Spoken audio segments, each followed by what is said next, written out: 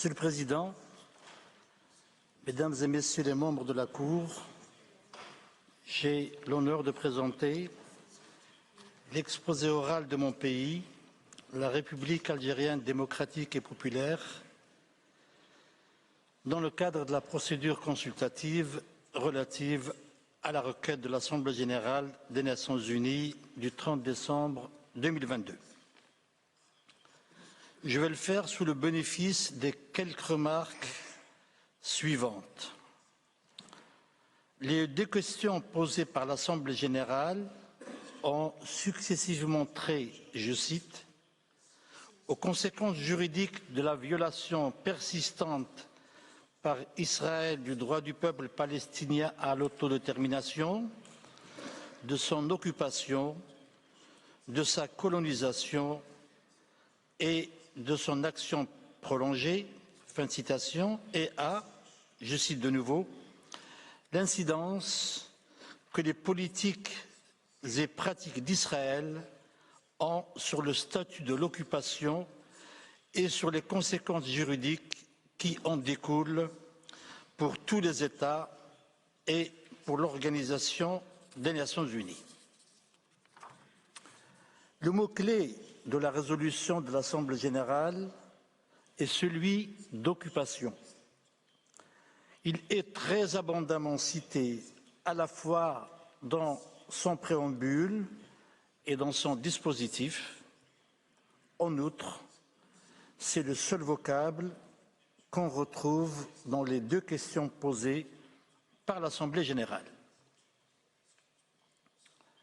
Une telle importance ne doit pas étonner, car l'occupation prolongée des territoires palestiniens est le point nodal de leur situation qui s'est très considérablement détériorée sur tous les plans ces derniers mois.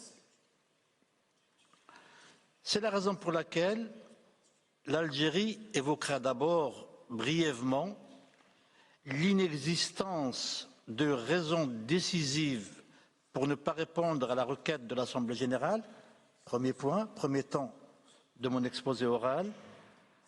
L'Algérie s'attachera ensuite à l'examen des manifestations de l'occupation prolongée des territoires palestiniens et de leur incidence sur son statut juridique. Deuxième grand point. Cet examen aboutit au constat de la violation continue, graduelle et paroxystique des règles et principes du droit international soulignés par la résolution de l'Assemblée générale. Et enfin, dernier point, les conséquences juridiques pour tous les États et l'Organisation des Nations unies. Sur inexistence de raisons décisives, en substance, 4 arguments ont été développés. Il s'agit du principe dit du contournement de l'absence de consentement à la juridiction de la Cour, premier point, de l'existence d'éléments factuels, deuxième point, du conflit existant entre cette demande et l'existence d'un cadre de négociation, troisième point, et enfin, de l'absence d'objet et de but de la demande. L'Algérie rappelle que la Cour les a constamment écartés, et notamment dans ses avis de 2004 et de 2019, pour n'évoquer que 2 des plus récents d'entre eux. Il n'y a pas de contournement de l'absence de consentement à la juridiction de la Cour. Constamment invoqué dans les procédures consultatives, notamment dans celle relative à l'illicéité de la construction du mur en 2004, cet argument a tout aussi constamment été écarté par la Cour, ainsi que la haute juridiction l'a à maintes reprises déclaré. L'hypothèse de l'existence d'un différend bilatéral concomitant à une procédure consultative est dans la nature des choses. En l'espèce, on chercherait en vain de nouvelles raisons qui pourraient justifier juridiquement la réitération de cet argument. Deuxième point sur ce qu'on peut appeler la question factuelle. Cet argument fait également partie des classiques régulièrement avancés pour inviter la Cour à refuser de donner suite à une demande d'avis consultatif. La Cour s'y est toujours refusée.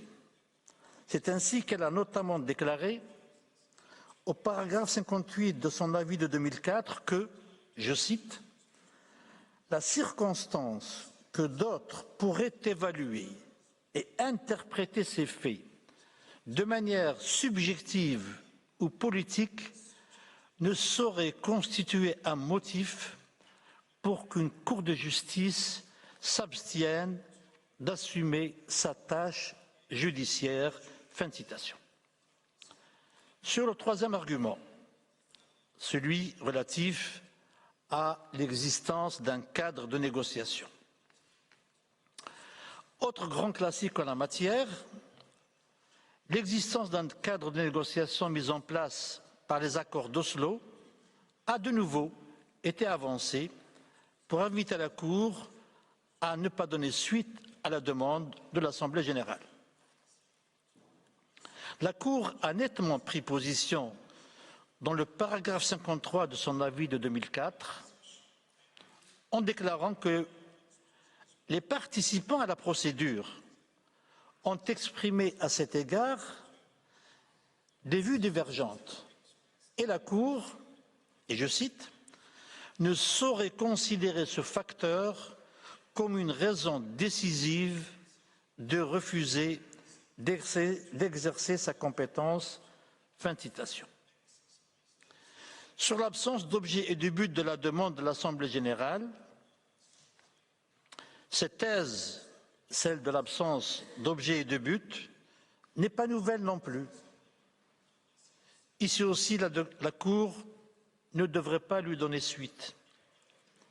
On peut notamment se reporter au paragraphe 60 de son avis consultatif de 2004, où la Cour l'a écarté en déclarant que, je cite, « Comme il ressort de la jurisprudence de la Cour, les avis consultatifs servent à fournir aux organes qui les sollicitent les éléments de caractère juridique qui leur sont nécessaires dans le cadre de leurs activités. » Fin de citation.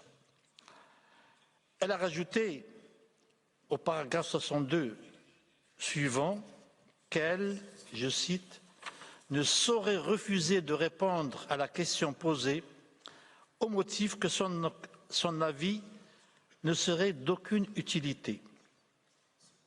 La Cour ne peut substituer sa propre appréciation de l'utilité de l'avis demandé à celle de l'organe qui le sollicite, en l'occurrence l'Assemblée générale. » Fin de citation. En même temps, fin de la première partie de cet exposé. Deuxième partie, les manifestations et les conséquences de l'occupation prolongée des territoires palestiniens. Et tout d'abord, observation sur l'occupation des territoires palestiniens.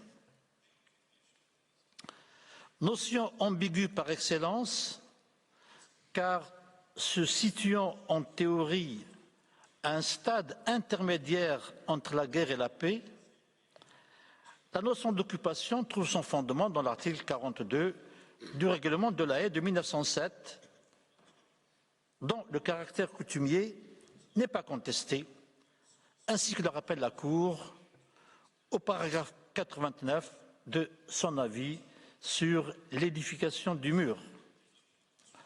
Sans s'appesantir sur le régime juridique de l'occupation, il importe de mettre en évidence, sans doute à grands traits, ces traits les plus fondamentaux.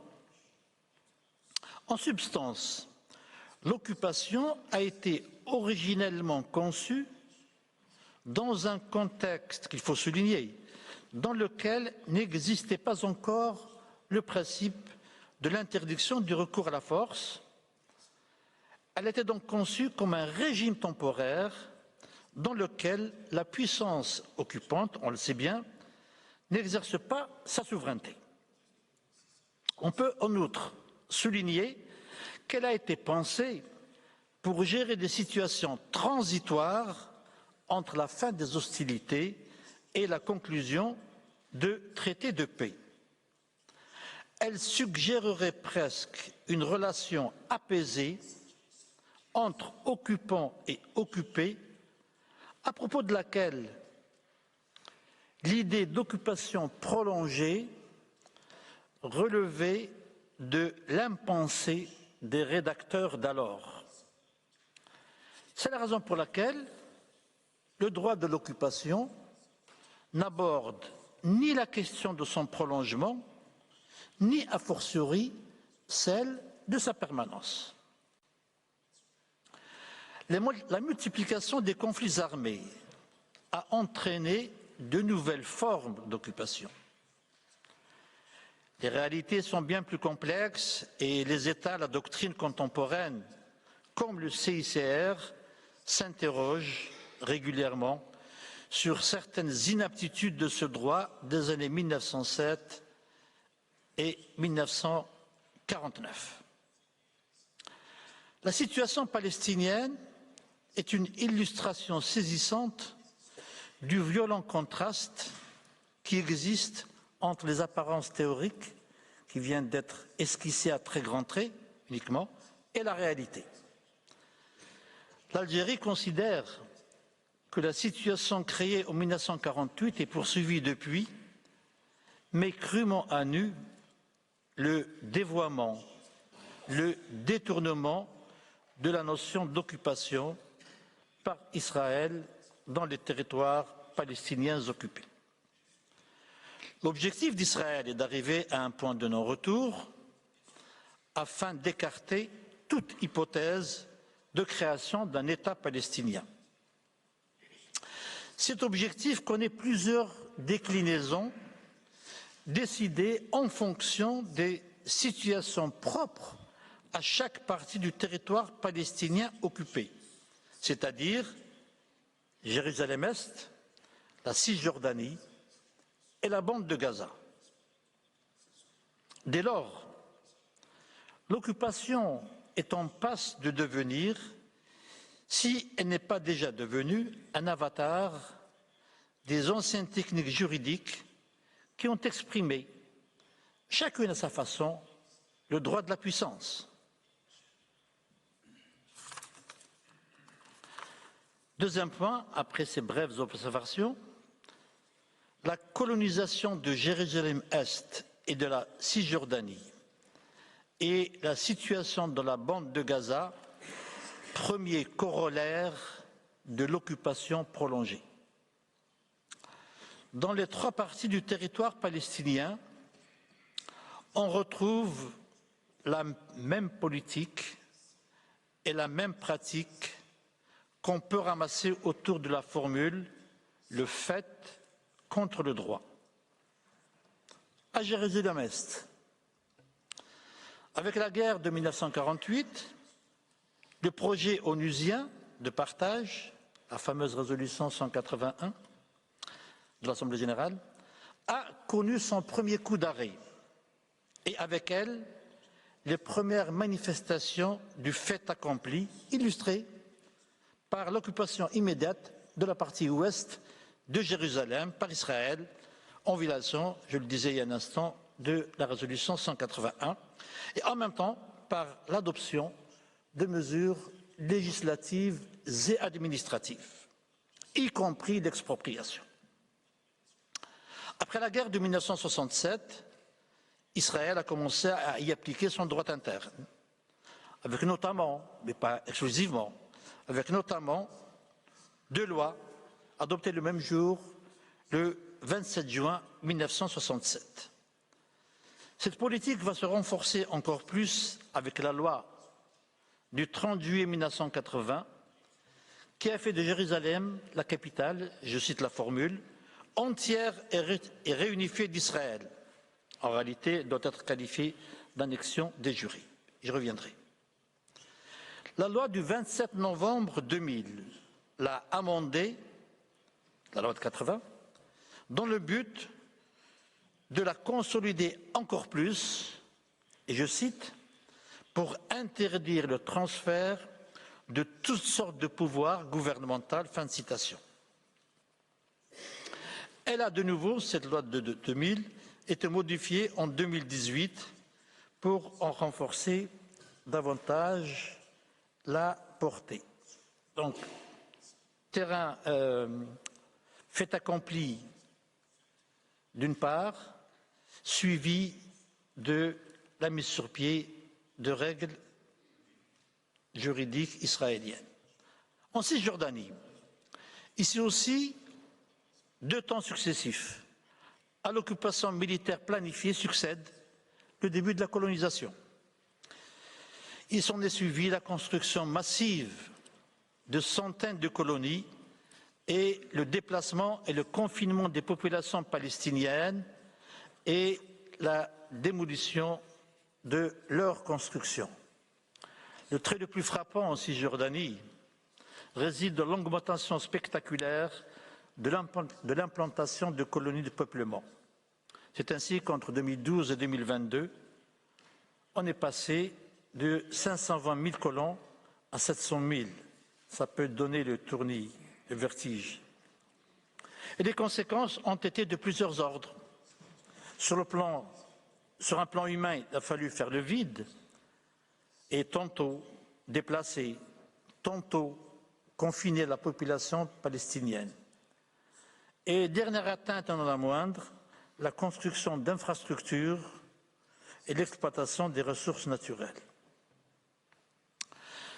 Tous les historiens de la colonisation ont souligné l'importance décisive de la dépossession des terres dans l'installation et l'accélération de la colonisation. Celle de l'Algérie en est un exemple particulièrement saisissant. Quant à Gaza, troisième point, le retrait israélien de la bande de Gaza en 2005 a immédiatement été suivi par le blocus et 4 opérations militaires d'envergure, dont la dernière est en cours. Comment s'intéresser au sort de la bande de Gaza sans évoquer la situation actuelle? Les faits d'abord.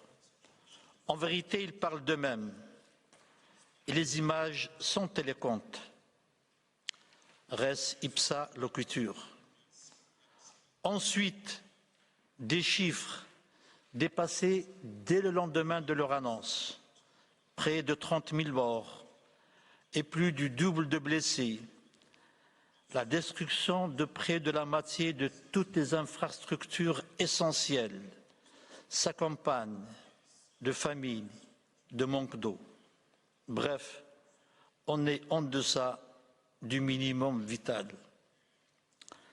La situation à Rafah est la dernière préoccupation de la communauté des États et des organisations internationales. Sa gravité est due au dernier plan israélien de lancer une offensive militaire d'une grande ampleur, prenant au piège une population civile hagarde et ballottée d'1 400 000 personnes. Au total, une bande de Gaza dévastée pour longtemps. En paraphrasant tragiquement Caton l'Ancien, obsédé par Carthage, qui avait pour leitmotiv la formule Carthago delenda est, on peut dire aujourd'hui que Gaza destructum est. Sur l'annexion est le second corollaire de l'occupation prolongée. Le premier ayant été la colonisation. Les conséquences juridiques tirées de l'évolution dramatique de l'occupation prolongée posent la question de la mutation de cette dernière. Cette question n'est pas nouvelle. Elle est évoquée, elle est parfois suggérée, elle est parfois franchement envisagée après chaque guerre, notamment par Israël. Mais au-delà de cela, la situation d'occupation prolongée depuis 1967 l'impose inévitablement dans le débat. Dans sa deuxième question, l'Assemblée générale a expressément visé l'incidence des politiques et pratiques israéliennes, je cite, sur le statut juridique de l'occupation. S'agissant de la jurisprudence de la Cour, l'Algérie tient à rappeler que dans son avis consultatif de 1950 sur le statut international du Sud-Ouest africain, et, je cite, alors qu'elle s'exprimait de manière générale sur les mandats, c'est la Cour qui parle, fin de citation, la Cour avait souligné que deux principes furent considérés comme étant d'importance primordiale, notamment, et là je cite, celui de non-annexion, paragraphe 131 de cet avis. L'Algérie rappelle ensuite le paragraphe 121 de l'avis sur le mur de 2004. La Cour y avait estimé que, je cite, la construction du mur et le régime qui y est associé crée sur le terrain un fait accompli est entre guillemets, mais la citation se poursuit, créer sur le terrain un fait accompli qui pourrait fort bien devenir permanent, auquel cas, et nonobstant la description officielle qu'Israël donne du mur, la construction de celui-ci équivaudrait à une annexion de facto. Fin de citation. Dans cet extrait, la Cour considère d'abord que, à la fois, la construction du mur et son régime juridique sont des faits accomplis. Elle évoque ensuite l'éventualité de leur permanence. Elle conclut, en recourant au conditionnel, que celle-ci, la permanence, transformerait le régime de l'occupation en annexion de facto. En d'autres termes, c'est la permanence qui conditionne le passage de l'occupation à l'annexion de fait. Et donc, inévitablement, cela renvoie à la question de la durée dont on sait, on l'a évoqué tout à l'heure, le droit international de l'occupation est muet. La notion de permanence doit être appréciée à l'aune du contexte factuel de la situation en 2004 que la Cour n'a pas manqué de préciser. Ainsi, au paragraphe 69 de l'avis, la Cour s'est référée, je cite, aux ouvrages construits ou en cours de construction et a précisé un peu plus loin que, je cite, le Conseil des ministres israélien a, le 23 juin 2002, approuvé la première phase de construction. Vous trouverez cela au paragraphe 80. Et que la construction du mur s'est accompagnée de la mise sur pied d'un régime administratif nouveau. Fin de citation. On peut mieux comprendre la prudence dont est teintée la rédaction du paragraphe 121. En 2004, il était alors encore permis et légitime de s'interroger sur la finition des travaux de construction, eu égard notamment à la date du prononcé de l'avis, 9 juillet 2004, et d'une éventuelle issue heureuse du processus de négociation. Pareille prudence peut difficilement être encore de mise en 2024, alors que la construction du mur s'est depuis poursuivie et que le régime qui lui est associé a été consolidé.